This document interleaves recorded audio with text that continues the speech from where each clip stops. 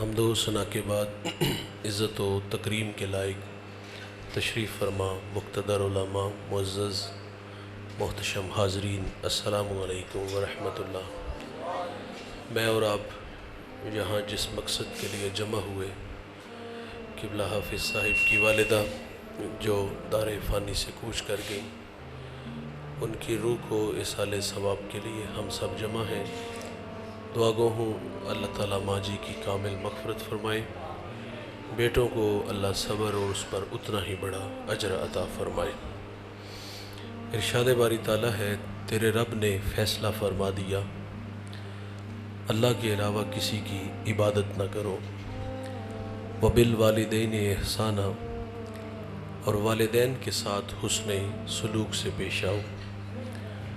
اپنی عبادت کے ماں بعد ہم سے اس بات کا تقاضا کیا گیا کہ تم والدین کے ساتھ حسن سلوک سے پیش آؤ۔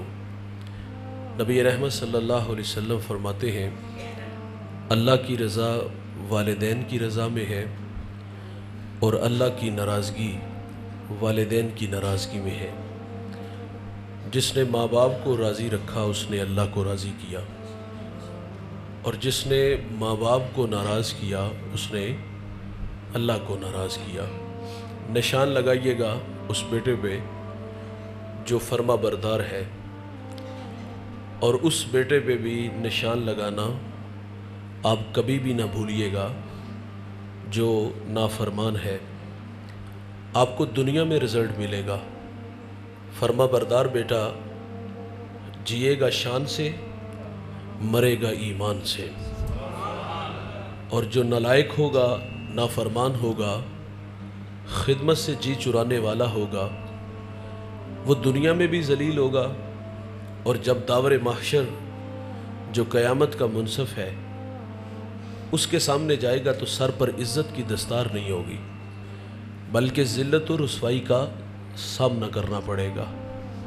سیدھی سی بات ہے میرے بھائی، اگر عزت سے جینا ہے تو ان بوڑھوں کی عزت کرو، اور اگر یہ ہم سے روٹھ کے چلے گئے تو عرش کا رحمان ہم سے ناراض ہو جائے گا۔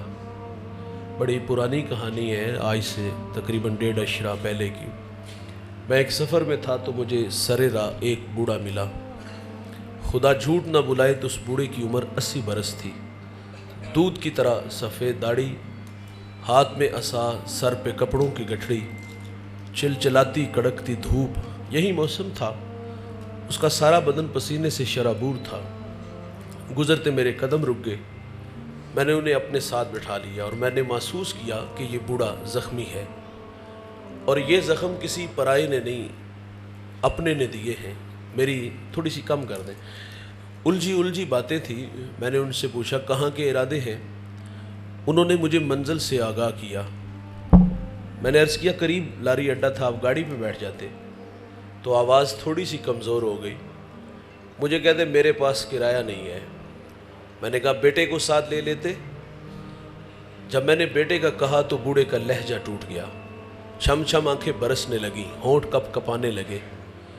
مجھے رو کے کہتے مولوی صاحب آج بیٹے نے گھر سے نکال دیا ہے، والد کو نہیں بھائی، رب کی رحمتوں کو نکال دیا۔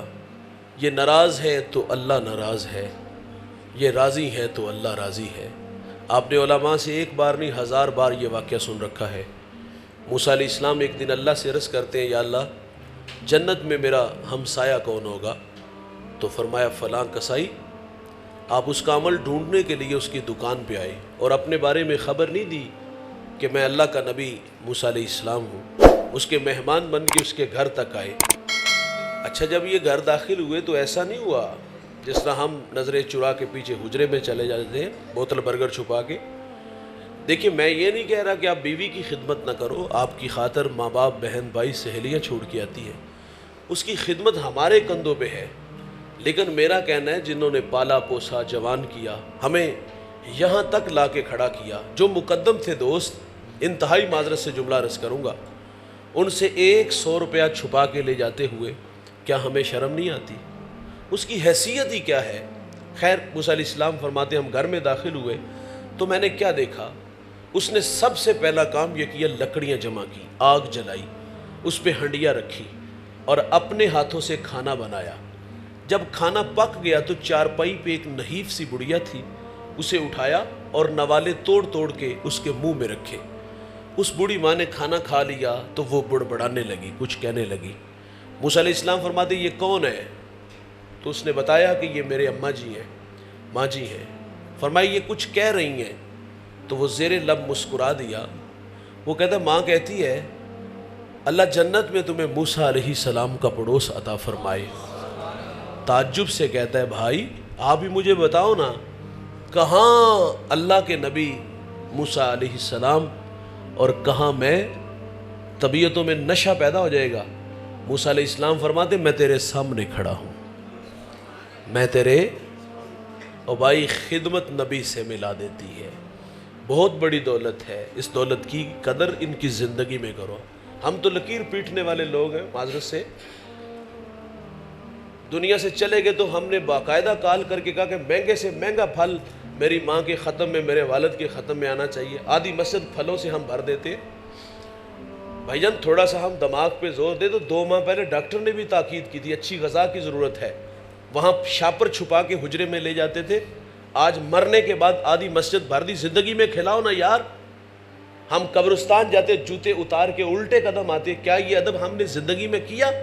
گالیاں دی، برادری میں پرے پنچایت میں، تھوڑی سی آواز کم کرے بھائی جان، تھوڑی سی آواز، پرے پنچایت میں ہم نے ذلیل کیا۔ اور ان کی قدر ان کی زندگی میں کرو، زندگی میں قدر کرنے والوں کی قدریں بہار رہتی۔ اور ماں باپ میرے بھائی بہت بڑی دولت ہے، یہ ایک بار دنیا میں آتے دوبارہ نہیں آتے، اور اگر یہ ناراض گئے نا یقین جانو زندگی سے ہم راستہ مانگے کہ زندگی ہمیں راستہ بھی نہیں دے گی۔ تو اس اللہ نے آپ کو یہ دولت دی ہے تو ان کے قدموں میں بیٹھا کرو۔ میرا تعلق ایک دیہات سے ہے اور یہ بھی دیہات نما ایک چھوٹا سا شہر ہے، تو ہمارے دیہاتوں میں میں والدین کی مثال بورڈ کے درخت کے ساتھ دیتا ہوں۔ ہمارے ہاں لائٹ چلی جائے تو ہم چارپائیاں اٹھا کے بورڈ کے درخت کے نیچے آ جاتے ہیں، اس کا سایہ گنا ہوتا ہے، نیچے بیٹھنے والے آسودگی محسوس کرتے ہیں، لیکن یہ احساس نہیں ہمیں ہوتا کہ اس درخت نے اپنے اوپر دھوپ کتنی برداشت کی ہے، کتنی دھوپ برداشت کر کے ہمیں ٹھنڈا سایہ دیا۔ قدر نعمت زوال نعمت کے بعد ہوتی ہے، اس درخت کی قدر اس وقت ہوتی ہے جب کاٹ لیا جائے، اس کو ہٹا لیا جائے۔ مجھے بتائیے گا جہاں کبھی شجر تھا لائٹ چلی جائے آپ چارپائی اٹھا کے وہاں آؤ، آسودگی ملے گی؟ دیوار کا سایہ ڈھونڈے گی، آسودگی نہیں ملے گی۔ میرے بھائی ماں باپ بورڈ کے درخت کی طرح ہوتے ہیں، یہ سارے زمانے کے دکھ آزمائشیں تکلیفیں اپنے اوپر لے لیتے ہیں لیکن اپنی اولاد کو تتی ہوا نہیں لگنے دیتے۔ میں رات کا مسافر ہوں، اکثر لیٹ گھر جاتا ہوں۔ میں جب بھی کسی بڑے شہر سے گزرتا ہوں رات 2-3 بجے تو میں دیکھتا ہوں فیکٹریوں سے جوان بوڑھے کام سے فارغ ہو کے گھروں کی طرف جا رہے ہوتے ہیں۔ جوانوں کو دیکھ کے کبھی تعجب نہیں ہوا، مجھے سمجھ آتی ہے خوابوں کی دنیا ہے اور خوابوں کی تکمیل کی دوڑ ہے۔ 8 سے 18 گھنٹے پردیس کے دھکے کس لیے ہیں؟ بہت بڑی خواہش نہ بھی ہو تو کم از کم یہ تو خواہش ہوتی ہے کہ میرا گھر ہمسائے کے گھر سے بڑا گھر اور ہمسائے کے گھر سے بڑی گاڑی تو ہم چاہتے ہیں، ویسے آرزو تو ہوتی ہے کہ نارنگ کا امیر ترین شخص بنوں، لیکن اتنی تو خواہشیں ہمارے ساتھ ساتھ چلتی ہیں۔ تو جوانوں کو دیکھ کے تعجب نہیں ہوتا، تعجب تو بوڑھوں کو دیکھ کے ہوتا ہے۔ وقت آرام کا تھا، وقت خدمت کروانے کا تھا، کیا مصیبت پڑی ہے فیکٹری میں 18 گھنٹے کام کرنے کی، کیا مصیبت پڑی ہے کہ سگنل پہ رات 3 بجے وہاں کچھ چیزیں بیچنے کی۔ تو تعجب ہوتا ہے ان بوڑھوں کو دیکھ کے، لیکن یہ احساس کبھی کبھی ضرور روکتا ہے کہ مولوی صاحب پیٹ لگا ہے، اس پیٹ کے بھی تو کچھ تقاضے ہیں، شاید کہ یہ اتنی محنت پیٹ کے لیے، لیکن جب عمر دیکھتا ہوں منہ میں دانت نہیں، انواع و اقسام کے کھانے پھل کھا نہیں سکتے، یہ بوڑھا اپنی ذات پہ کیا خرچ کرتا ہوگا؟ صبح چائے رس رات دلیا، اپنی ذات پہ 50 روپے خرچ کرنے والا فیکٹری میں 18 گھنٹے کام کیوں کرتا ہے؟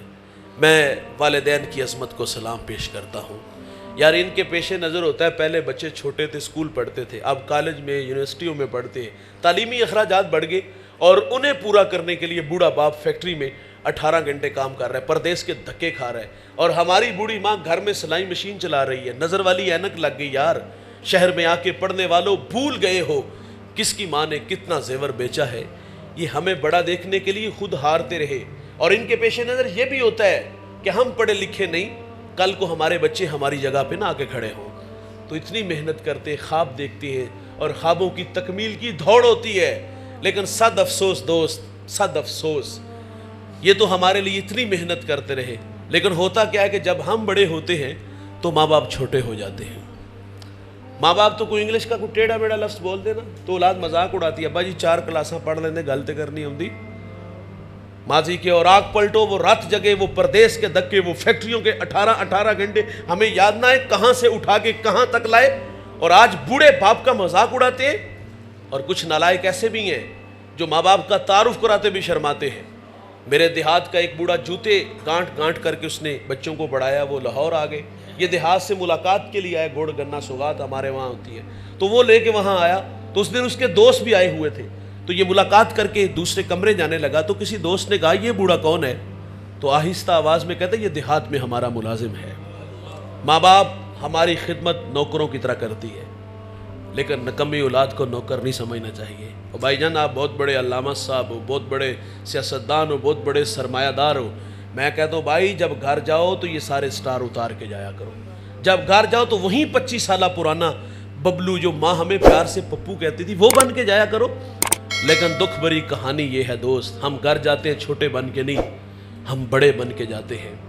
میں نے امام اعظم کو پڑھا، شہر کے سب سے بڑے مفتی ہیں، اور ماں بیٹے سے کہتی بیٹا میں نے فلاں بوڑھے عالم سے مسئلہ پوچھنا ہے، سواری تیار کرو۔ ماں سے یہ تو نہیں کہتے اماں جی سوال کرو جواب ملے گا، دلائل کے امپار لگاؤں گا، تشفی ہوئی تو ٹھیک۔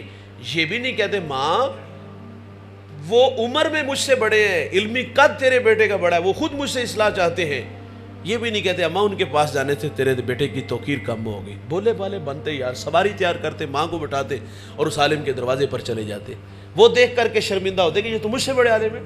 اگر سوال کا جواب نہ آتا تو امام اعظم آہستہ آواز میں سوال کا جواب بتاتے اور ساتھ فرماتے مولانا تھوڑی سی اونچی آواز میں میری ماں کو یہ مسئلہ بیان کر دو۔ بڑا بن کے نہیں بھائی، بڑا بن کے نہیں، چھوٹا بن کے جاؤ، اور ان کی قدر، ان کی عزت زندگی میں کرو۔ اور جنہوں نے زندگی میں ماں باپ کو عزت کی نگاہ سے دیکھا، ان کو زندگی میں عزت دی، ان کا نام بھی، ان کا تذکرہ بھی، ان کا نام بھی زندہ رہا۔ میرے نبی یمن کی طرف منہ کرتے ہیں، قمیص کے بٹن کھولتے ہیں، لمبے لمبے سانس لیتے ہیں اور کیا فرماتے ہیں؟ انی لا اجد ریح الرحمن، مجھے یمن کی طرف سے یار کی خوشبو آتی ہے۔ وہاں جانتے ہو کون تھے؟ وہاں حضرت اویس کرنی رضی اللہ تعالیٰ عنہ۔ یار ساری زندگی حضور سے ملاقات نہیں کر سکے، شرف صحابیہ سے ممتاز نہیں ہو سکے، لیکن انہوں نے خیر التابعین کا لقب پایا۔ یہ اعزاز ملا کیسے؟ ماں تھی، آنکھوں سے نابینا تھی، پیچھے کوئی خدمت والا نہیں تھا، خدمت روک لیتی ہے۔ میرے نبی صحابہ سے فرماتے تمہیں جب کبھی اویس ملے نا تو اس سے کہنا کہ میری امت کی مغفرت کی دعا کرنا۔ او بھائی جو بیٹے فرما بردار ہوتے ہیں وہ مستجاب الدعوات بنتے ہیں۔ جنتی جنت میں جائیں گے، اویس کو روک لیا جائے گا، ماں کی خدمت کا صلہ دیکھیے گا، آواز دی جائے گی، کہا عرض کریں گے مالک مجھے کیوں روکا گیا؟ کہا پیچھے پلٹ کے دیکھو، جنتی نہیں جہنمی ہوں گے۔ کہا انگلی کا اشارہ جس طرف تیرا ہوگا انہیں جنت میں ڈال دوں گا۔ اوے اویس انگلی کے اشارے سے ہزاروں کو نہیں لاکھوں کو اپنے ساتھ جنت میں لے جائیں گے۔ یہ ماں کی خدمت کا صلہ ہے، جس نے خدمت کی اس نے دنیا میں بھی اور آخرت میں بھی عزتیں پائی۔ یار بایزید بسطامی تصوف کا ایک بہت بڑا نام ہے۔ ایک دن والدہ کو کہا ماں جی ایک گزارش ہے، اگر آپ ناراض نہ ہو تو اپنے حق معاف کر دو، میری آرزو ہے کہ میں اللہ کو راضی کر لوں۔ حسینوں کے خواب نہیں دیکھے کہ ماں کو ناراض کیا، ماں سے اجازت کس بات کی مانگ رہے ہیں؟ میں نے اللہ کو راضی کرنا ہے۔ ماں نے کہا بیٹا شوق سے جا، جنگلوں میں، بیابانوں میں، ویرانوں میں، غاروں کی تنہائیوں میں اتنا نام لیا، اتنا نام لیا، ہستی ہی مٹا دی۔ 12 سال بستان کے جنگلوں میں تڑپنے والا ایک دن سفر میں تھا تو سرے راہ گھر آیا، فرماتے جی چاہا کہ ماں کی قدم بوسی کرتا چلوں، فرماتے دستک دینے لگا تو ایک آواز آئی کہ بایزید ذرا ٹھہرو، رکو، ماں کو سکھ نہیں نہ دیا تو دکھ بھی نہ دو، یہ وقت آرام کا ہے۔ آواز ہمسائے نے دی، آواز فرشتے نے دی، اور نہیں بھائی یہ آواز اپنے ضمیر کی تھی۔ اس احساس نے روک لیا۔ سردیوں کی ٹھٹھرتی راتیں، فرماتے ماں تہجد کے وقت بیدار ہوئی، نالی سے پانی باہر آیا، دستک دی، ماں باہر آئی، مجھے دیکھا اور میری حالت کو دیکھا، تن پہ پیرہن پھٹا، ایڑیاں پھٹی، داڑھی میں راکھ اٹی، ماں نے دیکھا کلیجہ پسیج آیا، یوں ہاتھ اٹھا لی اور کہا اللہ بایزید کو تیری راہوں میں بھیجا تھا، ابھی تک تو نے اس کو اپنا قرب نہیں عطا کیا۔ بایزید کہتے ہیں واللہ یہ ماں کے میٹھے بول تھے کہ میری ایک تصوف کی منزل جو چلوں اور مراقبوں سے بھی حل نہیں ہو رہی تھی، ماں کے ہاتھ اٹھنے کی دیر تھی کہ رکی ہوئی منزل اسی وقت حل ہو گئی۔ آپ فرماتے اللہ تجھے جنگلوں سے ڈھونڈ رہا ہوں، تو میری ماں کے پاس رہتا ہے۔ جس نے جو پایا، جس نے جتنا پایا خدمت سے پایا۔ ابن کثیر میں نے ایک بوڑھے کو پڑھا، 4 بیٹے رکھتا تھا، بوڑھا زندگی موت سے لڑنے لگا، بولو براز چارپائی پہ۔ آپ جانتے ہو والدین اور اولاد کے مابین رابطہ کب تک رہتا ہے؟ ہم جب تک ان سے اپنی ضروریات پوری کرتے ہیں، جب تک ضروریات پوری کرتے رہے، رابطے میں رہے، پر پرزے نکالے، کمانے کے قابل ہوئے، تو پھر ماں باپ سے ہمارا رابطہ تقریباً جو ہم نے دیکھا وہ ختم ہو جاتا ہے۔ بڑھاپا آزمائش ہے، اور اس سے بڑا امتحان بڑھاپے کے ساتھ بیماریوں کا آ جانا کہ چارپائی سے اٹھ کے واش روم تک نہ جا سکے، ہاتھ سے نوالا توڑ کے منہ میں نہ رکھ سکے، تو کتنا مشکل ہے۔ جب اولاد کے رحم و کرم پہ والدین آتے ہیں، میں نے اکثر بوڑھوں کو دیکھا ہے، اور وہ ہمیں بھی کہتے ہیں مول صاحب دعا کرو اللہ چلدا پھردا ہی لے جائے، حضور نے تو اچانک موت سے پناہ مانگی ہے۔ یہ بوڑھا کیوں اچانک مرنا چاہ رہے؟ وہ اس لیے کہ اس نے اپنی آنکھوں کے سامنے اپنے بھائی کو تڑپتے دیکھا تھا، اس نے اپنی آنکھوں کے سامنے اپنے دوستوں کی کہانیاں دیکھی تھی کہ اولاد دیہاتوں میں چھوڑ جاتی ہے، خود شہروں کا رخ کیا، صدقہ و خیرات کھانے پہ مجبور ہوئے، بھیک مانگنے پہ مجبور ہوئے، ایڑیاں رگڑ رگڑ کے دنیا سے چلے گئے، لیکن اولاد کو نصیب نہ ہو سکا کہ ماں باپ کی خدمت کر سکے۔ تو خیر وہ بوڑھا زندگی موت سے لڑنے لگا۔ 4 بیٹے تھے، جو سب سے چھوٹا تھا سعادت مند تھا، اس نے بھائیوں کو جمع کیا، کہا والد کی حالت تمہارے سامنے ہے اور انہیں خدمت کی ضرورت ہے، لیکن عجیب سا فیصلہ ہے اور اتنا مشکل بھی نہیں۔ کہا والد کی اگر خدمت میں کروں تو وراثت سے مجھے کچھ نہیں ملے گا، اور اگر آپ کرو گے تو آپ کو کچھ نہیں ملے گا۔ تینوں نے نظریں ملائیں، دولت کے بھوکے تھے، دولت لے اڑے، اور اس کی آرزو تھی کہ میں والد کی خدمت کروں، اور اس نے پھر تا دم آخر جب تک باپ زندہ رہا خدمت کی۔ ہمارے دیہاتوں میں جب بوڑھے راضی ہوتے ہیں نا تو ایک جملہ بولتے ہیں، مرنے تک یقین جانو اس کا نشہ نہیں اترتا۔ میں کہتا ہوں دوستو، اپنے والدین سے، اپنے عمل اور رویے سے یہ جملہ ضرور کہلوائیے گا۔ ہمارے بوڑھے راضی ہو کے کیا کہتے ہیں؟ جا پتر تینو ستے ہی خیران ہے، جا پتر تینو۔ وہ اس حال میں گیا کہ باپ بیٹے پہ راضی تھا، غربت کی لکیر پہ کھڑا ہے، دنیا کے کمینے دولت لے اڑے، اور اس کی کمائی اس کا باپ تھا۔ ایک شب سویا، خواب میں ایک اللہ والے سے ملاقات ہوئی، کہا بیٹے فلاں شجر کے نیچے 100 درہم پڑا ہے، اٹھاؤ لے آؤ۔ سوال کیا برکت ہے؟ کہا برکت نہیں ہے، کیونکہ کثرت اور برکت میں فرق ہے، کثرت اور ہے، برکت اور ہے۔ دوسرے دن پھر خواب میں ملے، کہا وہاں 10 درہم پڑے ہیں، کہا برکت نہیں ہے۔ تیسرے دن پھر خواب میں ملے، کہا وہاں 1 درہم پڑا ہے، کہا اس میں برکت، کہا ہاں اس میں برکت ہے۔ درہم اٹھایا، بازار گئے، ایک دکاندار آوازیں دے رہا تھا، 1 درہم میں 2 مچھلیاں گھر لایا، پیٹ چاک کیے، 2 قیمتی موتی نکلے، 1 موتی لے کے بازار آیا، سنار کو دکھایا۔ وہ زمانہ تو بھلا تھا، آج لوگ دا لگا لیتے ہیں نا، تو اس نے کہا پورے بازار میں اس کی کوئی قیمت نہیں ادا کر سکتا۔ بادشاہ وقت تک پہنچی، اس نے جواہری بلائے، 1 موتی کی قیمت کیا طے پائی؟ 10,000، 20,000، 25,000؟ نہیں میرے بھائی، 1 موتی کی قیمت 30 خچر، ان پہ جتنا سونا لاد لیا جائے۔ سونا اٹھا کے گھر لے آیا، بادشاہ نے دوبارہ طلب کیا، کہا اور رکھتے ہو موتی؟ کہا رکھتا ہوں۔ کہا بیچتے بھی ہوں؟ کہا بیچتا بھی ہوں۔ کہا ریٹ؟ کہا اب رکیے گا، اب ریٹ میری مرضی کا ہوگا۔ کہا مانگو، کیا مانگتے ہو؟ کہا اب ڈبل لوں گا۔ 60 خچر سونا لاد کے گھر لے گیا۔ یقیناً بادشاہ کے بعد اس شہر کا سب سے امیر شخص کون ٹھہرا؟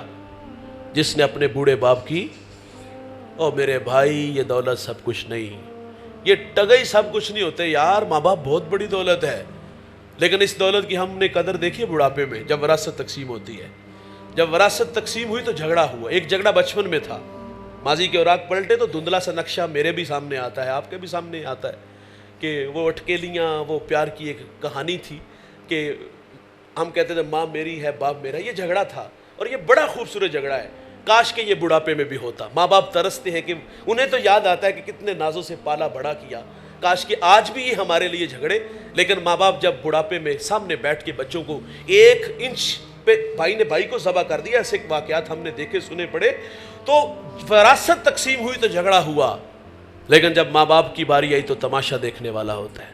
بیٹے نظریں چراتے ہیں، کوئی کہتا ہے گھر چھوٹا ہے، کچھ نالائق کہتے ہیں میرے خرچے زیادہ ہیں۔ شرم نہ آئی یہ بات کرتے ہوئے؟ ہم پلٹ کے دیکھیں، 5-6 بھائی تھے، اکیلا کفیل تھا ہمارا باپ۔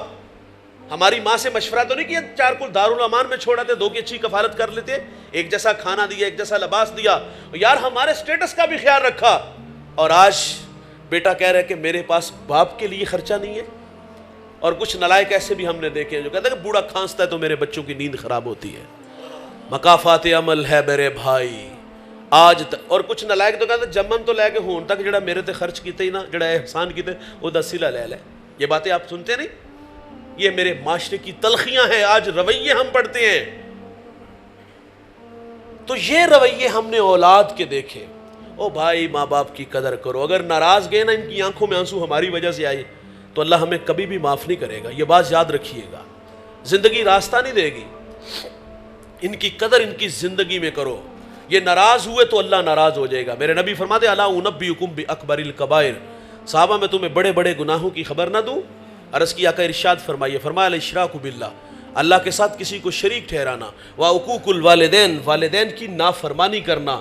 اور میرے بھائی بڑے گناہوں میں ایک گناہ ماں باپ کی نافرمانی ہے.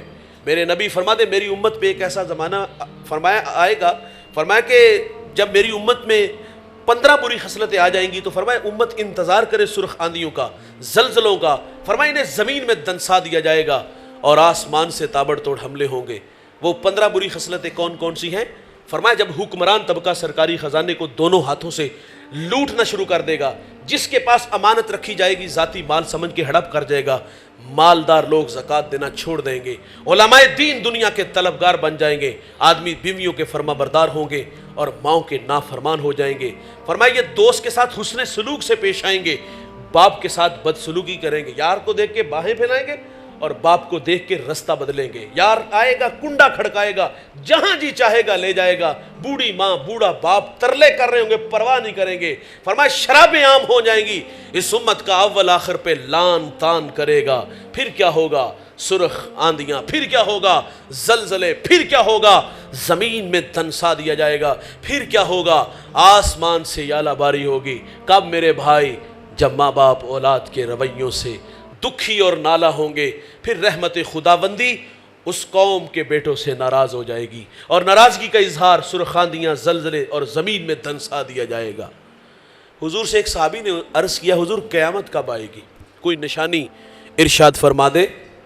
قیامت کب آئے گی؟ کوئی نشانی ارشاد فرما دے. تو میرے نبی فرماتے جب مائیں ذلیل ہو جائے گی. گھر گھر کی کہانی ہے دوست. آج یہ گھر گھر کی کہاں, ایک دفعہ درود شریف پڑھیے گا.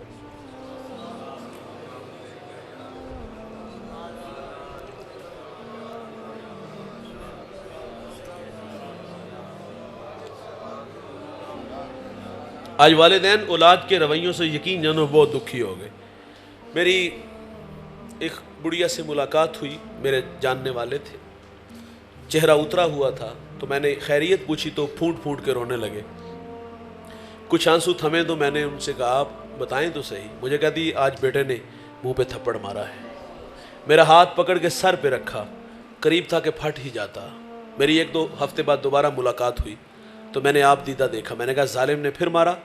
کہا اس نے کچھ نہیں کہا, تیری باتوں نے دکھی کیا. میں نے کہا میں نے آپ کو کیا کہا؟ مجھے کہا دی تیری باتیں میں نے سوشل میڈیا پہ سنی, بہت سارے لوگ تیرے سامنے بیٹھے تھے. میرا دل خوف کھانے لگا, ڈوبنے لگا کہ اتنے لوگوں میں سے کسی نے میرے بیٹے کو بد دعا نہ دی ہو. میں نے کہا ظالم تو تھپڑ مارتا ہے اور وہ تیری زندگی کی بھیک مانگتی ہے. مجھے جنوبی پنجاب سے ایک صاحب نے کال کی, مولوی صاحب میری کہانی سنیے گا, راستہ دکھائیے گا. وہ کہتا ہے جوانی میں ماں بیوہ ہوئی, اکیلا ہوں, کوئی بہن بھائی نہیں. اس بات کا پوری شدت سے احساس کہ ماں نے مجھے بڑی محنت سے پالا پوسا, بڑا کیا, لوگوں کے گھروں میں برتن مانجے, جھاڑو دیا, اور آج میں شادی شدہ ہوں, گھر میں نوس ساس کا جھگڑا ہے. وہ کہتا ہے جو میں دیکھتا ہوں اس میں ماں کا قصور کچھ زیادہ لگتا ہے, تو آپ مجھے مشورہ دو کہ میں کیا کروں. میں نے کہا بھائی در گزر, گھر والی کو سمجھا, جس طرح پیچھے ماں چھوڑی ہے یہ بھی ماں ہے, بڑھاپا تو خود امتحان ہے. تو مجھے کہتا ہے میرے ذہن میں ایک ترکیب آئی ہے, میں اپنی ماں کا نکاح نہ کر دوں. میں نے کہا اماں جی کی عمر کتنی ہو گئی؟ کہتا ہے 60 سال. میں نے کہا ظالم جوانی تو تیرے نام لگا دی. بھائی جان جب اسے سہارے کی ضرورت تھی تجھے سہارا سمجھا, اور آج تو بھی اس کو گھر سے نکال رہے. جب یہ دکھی ہوں گے, جب یہ ناراض ہوں گے, ہمارے رویے سے ان کی آنکھوں میں آنسو آئے, تو اللہ ہمیں کبھی بھی معاف, نہ ہماری نمازیں قبول ہوگی, نہ ہمارے روزے قبول ہوں گے, نہ حج قبول ہوگا, نہ ہماری زکوٰۃ قبول ہوگی. اگر یہ دکھی ہوئے تو جہاد بھی قبول نہیں ہوگے. ان کی رضا میں ہی اللہ کی رضا ہے. مجھے ٹوبہ ٹیک سنگھ ایک 18-20 سالہ نوجوان, ہم بیٹھے ہوئے تھے کچھ دوست, ملاقات ہوئی تو دوستوں نے بتایا اس نے سر پہ امامہ سفید جامہ، بڑا خوبصورت بچہ، مجھے بتایا گیا کہ یہ صبح لوگوں کو نماز کے لیے اٹھاتا ہے۔ مجھے بڑا اچھا لگا کہ آج کا جوان تو چوک چوباروں میں نظر آتا ہے، چھٹی کے وقت اسکول کے گیٹ کے سامنے جوانیاں برباد کرتے نظر آتے ہیں، رقص و سرود کی محفلیں سجائے دکھائی دیتے ہیں۔ یہ کتنا سعادت مند بیٹا ہے، لوگوں کو صبح نماز کے لیے اٹھاتا ہے۔ میرے ساتھ ایک صاحب تھے اس کے محلے کے، انہوں نے سرگوشی کی، وہ کہتے ہیں مولوی صاحب یہ باپ کا گستاخ بھی بڑا ہے، دستار کے ہر پیش کی تصدیق ہے لازم، ہر صاحب دستار معزز نہیں ہوتا، بڑی بڑی پگڑیاں باندھ لینے سے انسان بڑا نہیں ہوتا، بڑا انسان رویوں سے ہوتا ہے۔ میں نے کہا بیٹا یہ تو بہت بری بات ہے، چرب زبان تھا، مجھے کہتا مجھے میرے والد کو بٹھاؤ، غلط ہوا تو جوتے کھاؤں گا۔ میں نے کہا اگر فرض کرو تیرے والد کی غلطی ہو تو پھر کیا کرو گے؟ خیر میں نے کوئی ایک دو بات ایسی جو اس کے دل کے دروازے پر دستک کا سبب بنی میں نے کہی تو خیر اس کے سمجھ میں، لیکن اس نے ساتھ کہا وہ مانیں گے نہیں۔ میں نے کہا جاؤ بیٹا معذرت کر کے آؤ۔ وہ 10 سے 20 منٹ بعد واپس آیا، آنکھوں میں آنسو تھے۔ میں نے کہا کیا ہوا؟ وہ کہتا ہے یوں ہاتھ باندھ کے کھڑا ہوا ہوں، ابا جی نے سینے سے لگا لیا، اور بھائی آج سینے سے لگو نا یار، کل قبروں سے لپٹ کے رونا پڑے گا۔ ہاں پھر کیا فائدہ بھائی، آج ان کی قدر کرو یار، آج گالیاں دیتے ہو، آج دھکے دیتے ہو، آج برادری میں ذلیل کرتے ہو، آج دیکھ کے رستہ بدلتے ہو، ان کی قدر زندگی میں میرے نبی نے قدریں سکھائیں، فرمایا جنت تمہاری ماں کے قدموں تلے، اور پھر اپنا رسول اللہ صلی اللہ علیہ وسلم نے کر کے بھی بتایا۔ مصلی امامت ہے اور تا حد نظر اصحاب ہیں، حضور کی آنکھوں میں آنسو آ گئے۔ یہ مکی دور نہیں، یہ مدنی دور ہے، یہاں آداب کی آیتیں اتر چکی ہیں، یہاں صحابہ کتار اندر کتار کھڑے ہیں۔ حضور کو والدہ یاد آ گئی۔ یار جس نے دکھوں کا دور دیکھا ہو نا، خوشحالی آئے تو انسان آرزو ضرور کرتا ہے کہ کاش کہ آج میرے ماں باپ زندہ ہوتے۔ میں اور آپ اگر اپنا ماضی پلٹ کے دیکھیں تو ہم غربت کی لکیر پہ دیکھتے ہیں خود کو، ایک وقت کا ہوتا تھا، ایک وقت کا ہوتے ہی نہیں تھا۔ اچار سے روٹی کھا لیتے تھے ہم، دیہات کے ہم تو وہ پیاز سے گنڈے سے روٹی کھا لیتے، گڑ سے کھا لیتے تھے۔ یار آپ کو یاد ہوگا لسی میں نمک مرچ ڈال کے اس سے روٹی کھا لیتے تھے۔ وہ کسی نے فقیر سے پوچھا نا کہ سب سے مزیدار چیز کون سی ہوتی ہے، تو اس نے کہا بھوکھوں دی پتر، اور بھوک کا زمانہ یاد آتا ہے۔ آج دسترخوان پہ انواع و اقسام کے کھانے پھل ہیں، انسان آرزو کرتے کاش کے ماں باپ ہوتے تو یہ بہار بھی دیکھتے۔ یار کبھی وہ زمانہ تھا، کبھی کوئی گلی محلے میں نہیں جانتا تھا، رشتہ دار ہی نہیں پہچانتے تھے۔ ویسے بھی غریب کا رشتہ دار ہوتا ہی کوئی نہیں، غریب تو کسی کو کال کر لے تو نواب کا بیٹا کال نہیں ریسیو کرتا کہ کہیں قرض نہ مانگ لے، قرض دے دیا تو واپس کیسے کرے گا؟ یار غریب خوددار بھی بڑے ہوتے ہیں، ہاتھ پھیلانا توہین جستجو جانتے ہیں۔ وہ تو رشتوں کی قدروں کو جانتا تھا، یہ میرے چچا کا، یہ میرے تائے کا، یہ میری پھپھو کا، یہ میرے مامے کا بیٹا ہے۔ لیکن وہ بھولا بالا تھا نا، کیا جانتا تھا جہاں دولت ڈیرے جماتی ہے وہاں قدریں پامال ہوتی ہیں۔ کم لوگوں کو ہم نے دیکھا جو اپنے آغاز کو یاد رکھتے ہیں، کہاں سے شروع ہوا اور آج کہاں آ کے کھڑا ہوا۔ اور یہ بھی بات یاد رکھیے گا، اوپر جانے میں بڑا وقت لگتا ہے لیکن اوپر سے نیچے آنے میں وقت نہیں۔ اللہ کو یہ رونت بھرے لہجے نہیں پسند، اللہ کو مٹے ہوئے لوگ، اللہ کو عاجز لوگ پسند ہوتے ہیں۔ تو خیر کبھی رشتہ دار ہی نہیں پہچانتے تھے، آج پوری دنیا میں شہرت، آج نارک کی گلیوں میں آپ کے نام کے پھریرے ہیں۔ یار انسان آرزو کرتا ہے کاش کے ماں ہوتی، کاش کے ابا جی ہوتے تو یہ سر پر عزت کی دستار بھی دیکھتے۔ یہ انسانی فطرت ہے۔ میرے ایک دوست نے گاڑی لی، میں نے مبارکباد دی، بے اختیار آنکھوں میں آنسو تھے۔ میں نے کہا خوشی کی ہے یا ماضی کی تلخیاں؟ وہ کہتا ہے ایک زمانہ تھا کہ ماں بیمار ہوئی اور میرے پاس اتنے پیسے نہیں تھے کہ میں ماں کو گاڑی پہ بٹھا کے ہاسپٹل لے جاتا۔ وہ کہتا ہے ماں کو گدھا گاڑی پہ بٹھایا اور ماں راستے میں ہی زندگی کی بازی ہار گئی۔ وہ کہتا ہے سب کچھ ہے، ماں نہیں ہے۔ مرنے والے یہ بات کیا جانے، جینے والوں پہ کیا گزرتی ہے۔ اپنوں کے بغیر میرے دوست زندگی بڑی ادھوری ہوتی ہے۔ انسانی فطرت ہے بھائی، وہ آرزو کرتا ہے کہ کاش آج میرے ماں باپ ہوتے تو یہ سر پہ عزت کی دستار دیکھتے۔ حضور کو ماں کب یاد آئی؟ جب حضور مصلی امامت پہ کھڑے اور تا حد نظر صاحب ہیں۔ اور حضور کی والدہ کب بچھڑی؟ جب میرے نبی کی عمر 6 سال تھی۔ ابوا نامی ایک گمنام بستی ہے، وہ گمنام نہیں کیونکہ اس کو نسبت سیدہ آمنہ سے ہے، وہاں سیدہ آمنہ آ کر کے رک گئی، بخار نے آ گھیر لیا اور آپ جان گئیں کہ یہ بخار جان لے لے گا۔ وقت رخصت ایمن کو کہا کہ میرے بیٹے کو باحفاظت عبد المطلب تک پہنچا دینا۔ سنیے گا، پھر حضور کو پاس بلایا، ادھر بچپنے کی معصومیت، پیشانی میں نبوت کا نور، اور ماں بیٹے میں کھپ سی گئی، 2 باتیں کی اور پھر ہمیشہ کے لیے پہاڑوں میں سو گئی۔ آپ فرماتی بیٹا ہر نئی چیز نے پرانا، ہر باقی نے فنا ہو جانا ہے۔ فرمایا بیٹا میں بھی جا رہی ہوں لیکن سنو میرا ذکر باقی رہے گا۔ فرمایا اس لیے کہ میں تیرے جیسا پاکیزہ اور ستھرا محمد چھوڑ کے جا رہی ہوں۔ सांसों की माला टूट गई, मोती फिजा में बिखरे, माँ से लिपटे लिपट के रोए, नन्हे नन्हे हाथों से काले पत्थरों की कब्र बनाई, उसमें आंसुओं का छिड़काव किया, फिर जहाँ तक माँ नज़र आती रही मेरे नबी पलट पलट के उन काले पत्थरों वाली कब्र को देखते हैं। मैं सैयद आमिना रदी अल्लाह ताला अन्हा के मज़ार पे जब पहली दफ़ा हाजिर हुआ, सहरी का वक्त था, पहाड़ के नीचे था, माहौल खामोश था, हवा का कहीं से कोई एक झोंका भी ना आया, लेकिन जब सैयदा आमिना के कदमों में जा खड़ा हुआ तो ऐसा लगा कि अल्लाह ने जन्नत के 8 दरवाजे खोल दिए हों। आज भी जन्नत से ठंडी हवाएं सैयदा आमिना को सलाम करने आती हैं। हम वहाँ से रुखसत जाने लगे, मेरे साथ कुछ उलमा थे, दोस्त थे, तो मैंने दोस्तों से कहा आज हम भी जिस तरह हुजूर माँ से बिछड़े थे और पलट पलट के देखा था, मैंने कहा उसी अदा को अदा करते यहाँ से रुखसत चाहेंगे।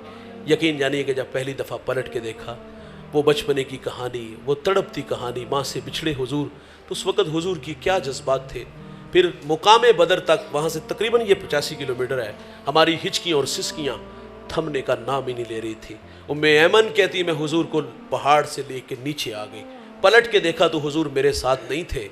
आप फरमाती जल्दी से फिर पहाड़ पे चढ़ी तो मेरी आंखें क्या देखती है, हुजूर माँ के सराने खड़े हैं और वहाँ खड़े होकर कह रहे थे अम्मी जी आप तो जानते हो कि मेरा इस दुनिया में आपके सिवा कोई भी नहीं है। उम्मे ऐमन की जान निकल गई, सीने से लगा लिया। मेरे नबी फरमाया करते थे उम्मे ऐमन मेरी माँ के बाद मेरी माँ लगती है। आज मुसल्ले पे खड़े हैं, बिछड़ी माँ की याद आई, सहाबा को कलाम किया, काश कि आज मैं मोहम्मद की माँ ज़िंदा होती। कहा सहाबा मैं तुम्हें नमाज इशा पढ़ा रहा होता, उसमें सूरत फातिहा की किरात भी कर चुका होता, मेरी माँ को मुझसे कोई काम याद आ जाता और वो मस्जिद नबवी के दरवाजे पर आकर कहती इब्नी मोहम्मद, मेरे बेटे मोहम्मद मेरी बात सुनो। हुजूर फरमाते मैं नमाज तोड़ के पहले अपनी माँ की बात को सुनता। बड़ी दौलत है यार, दौलत है तो कदर करो और इनकी ज़िंदगी में इनकी कदर करो। मैं आखिर भी इतना ज़रूर कहूँगा, माना कि आप बड़े हो गए यार, आपके कंधों पे आप बहुत सारी ज़िम्मेदारियाँ हैं। मेरा कहना यार क्या हमारे पास 24 घंटों में से क्या 1 घंटा नहीं है जो हम अपने माँ बाप के लिए मुख्तस कर दें? यार इनके साथ गपशप लगाया करो, इनके लिए तोहफ़ लाया करो, इन्हें कभी कभी यार बाहर घुमाने फिराने ले जाया करो, कभी होटल से खाना खिलाने ले जाया करो। यार कभी कभी अपने वालिद से पूछा करो कि अब्बा जी को बचपन का दोस्त, को बिछड़ा हुआ दोस्त, को जिगरी यार, कभी कभी इनके पुराने दोस्तों से मिलाने ले जाया करो। ये मरते दोस्त उस वक़्त है जब हम इन बूढ़ों को टाइम नहीं देते। औलाद को ये धोखा लगा, हम समझते रहे कि हम इनकी एक माह बाद कुछ ना कुछ खिदमत कर देते हैं तो बस यही हमारा हक है। भाई ये हमारे पैसों के तो भूखे ही नहीं होते, इन्होंने ज़िंदगी में बड़ा पैसा कमाया होता है और वो खर्च भी हमारे ऊपर किया होता है। इन्हें हमारे पैसों की ज़रूरत नहीं होती दोस्त। वालिदैन की आरज़ू होती कि हमने 18-18 घंटे फैक्ट्रियों में परदेश के धक्के भी औलाद के लिए खाए। अब वालिदैन की आरज़ू होती कि अब हमारे बच्चे हमारे साथ वक्त गुजारें और हम एक ही घर में रह के, माजरत से कहूँगा, अजनबियों वाली ज़िंदगियाँ गुजारते हैं। 6-6 माह होते घर में रह के भी मुलाकात नहीं होती, बाप को देख के रास्ता बदल लेते हैं। मैं पिछले दिनों खारियाँ के पड़ोस में एक जगह हाजिर हुआ, वसीम अब्बास नाम का एक साहिब, उसकी वालिदा का सालाना ख़त्म पाक था, यही मौजू था। मैंने आखिर पे अपने एक दोस्त की बात सुनाई कि वो बड़ा दीवाना है माँ का। वो कहते मैं अपनी अम्मा को दुकान पे ले गया, उन्होंने जूता ख़रीदना था, दुकानदार ने कुछ 5-6 किस्म के दिखाए, तो मैंने माँ से पूछा कौन सा अच्छा है, तो कहा पुत्र सारी सही ने। तो वो कहता मैंने दुकानदार को कहा सारी जो है ना वो पैक कर दो। कहा पुत्र चाहिए? कहा माँ तुझे सारे पसंद है तो फिर सारे ले देते हैं। ये बात मैंने दौरान गुफ्तगू की तो वो साहिब मुझे गाड़ी तक छोड़ने आए, तो वो मुझे सुनाते हैं बात बड़ी दिल को लगी और उसके लिए बहुत सारी दुआएं भी निकली। वो कहता मैं इंग्लैंड में होता हूँ और मैंने एक दिन वालिदा को कॉल करके कहा अम्मा जी आप क्या कर रही हो? तो उन्होंने कहा पुत्र साग बना रही हैं, खाना ही थे आ जा। वो कहते माँ ने वैसी मोहब्बत में कह दिया लेकिन दिल को चोट लगी ना। वो कहता मैं 3 घंटे में एयरपोर्ट पे था और वहाँ से फ़्लाइट ली और मैं 7 घंटे में पाकिस्तान में आया और अब माँ के हाथ का पका हुआ के साग भी खाया था। मोहब्बत कहाँ से खींच लाई, हवाओं फिजाओं में उड़ता हुआ माँ के कदमों में आ गया। ओए यार हम घर में रह के अजनबियों वाली ज़िंदगी गुजार रहे हैं, हमारे पास हमारी जन्नत और हम बेनियाजी वाली ज़िंदगी गुजार रहे हैं। और इनकी कदर करो भाई, इनके साथ वक्त गुजारा करो, इनके साथ गपशप, इनके साथ दोस्ती लगाओ यार, इनसे मशवरा मांगा करो। माना कि पढ़े लिखे आप ज़्यादा हो सकते हो लेकिन ये तजर्बात आपसे ज़्यादा रखते हैं। قدموں میں بیٹھو گے تو زندگی کے گھر اور سلیقے ملیں گے۔ تو اللہ تعالی ہمیں ماں باپ کی قدر کی توفیق۔ آخری بات گفتگو سمیٹ لیتا ہوں، اور یہ بہت بڑی بات ہے، دل کے کانوں سے سنیے گا۔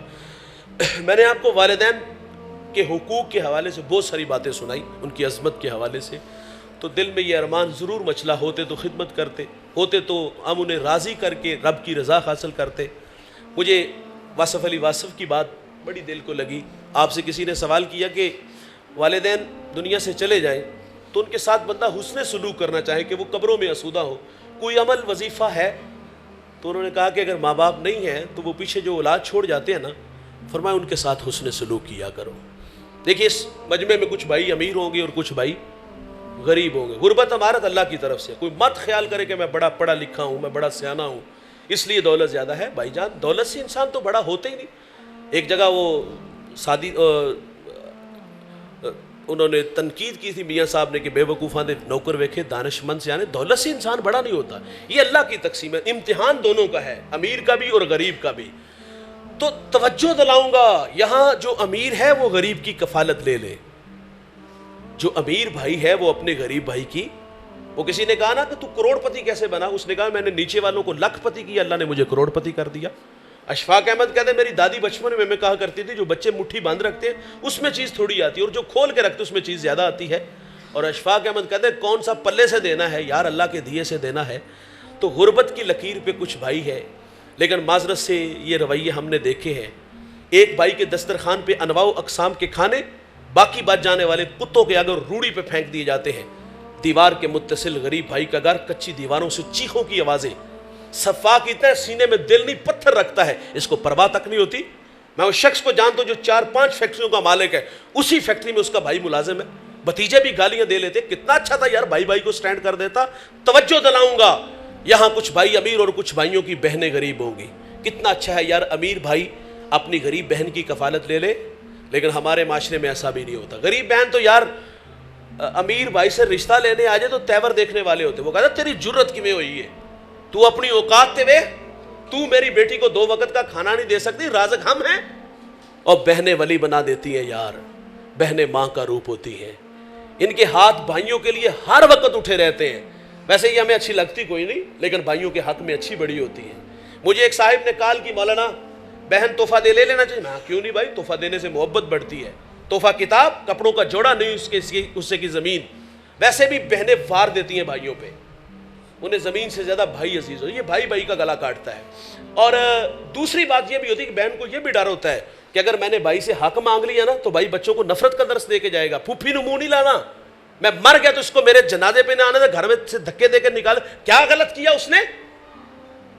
اپنی بہنوں کے ساتھ رابطے میں رہا کرو۔ صوفیاء نے لکھا ہے کہ جو اپنی بہنوں کی خدمت کرتے ہیں اللہ ان کے رزق میں کبھی بھی بے برکتی نہیں آنے دیتا، تو اپنی بہنوں کو عزت دیا کرو۔ لیکن معذرت سے کہوں گا بھائی، ماں باپ جب تک زندہ ہوتے ہیں نا تو یہ تو اولاد سے بیٹیوں سے 15 دن بعد اداس ہو جاتے ہیں۔ داماد کا ترلا کالے پتر تو چھڑ جا، واپس ہم چھوڑ آئیں گے۔ لیکن یاد کیجئے گا 6 ماہ ہمارے گھروں میں نہیں آتی جب ماں باپ چلے جاتے ہیں، ہمیں ان کی یاد بھی نہیں آتی۔ یار یہ تو سال بعد، یہ گرمیوں کا موسم ہے، چھٹیاں ہو گئی، یہ تو سال بعد ہمارے پاس چھٹیاں گزارنے آ جائے نا تو 2 دن بعد واپس چلی جاتی ہمارے رویے دیکھ کے۔ آئیے بھائی اپنے سے جو نیچے ہیں انہیں اٹھانے کی کوشش کریں۔ اگر چاہتے ہو کہ ماں باپ قبروں میں اسودہ ہوں تو اپنے دکھی غریب بہن بھائیوں کی کفالت لے لو، ان کی خدمت کیا کرو۔ کرو مہربانی تم اہل زمین پر، خدا مہرباں ہوگا عرش بری پر۔ میں دعا گو ہوں اللہ تعالیٰ حافظ صاحب کی والدہ کی اللہ کامل مغفرت فرمائے، انہیں جنت میں گھر عطا فرمائے، اور مجھے اور آپ کو مرنے سے پہلے مرنے کی تیاری کی توفیق عطا فرمائے۔ وآخر دعوانا الحمدللہ۔